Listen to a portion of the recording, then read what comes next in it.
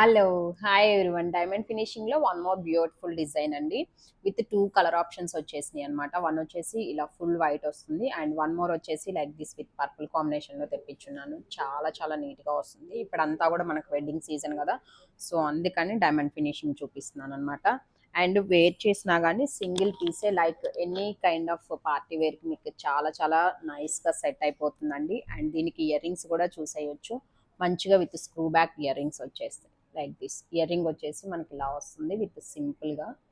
Actually ఏంటంటే దీనికి కింద కస్టమైజేషన్ ఉందండి, బట్ నాకేంటంటే వితౌట్ పోలే బాగుంది అనిపించింది.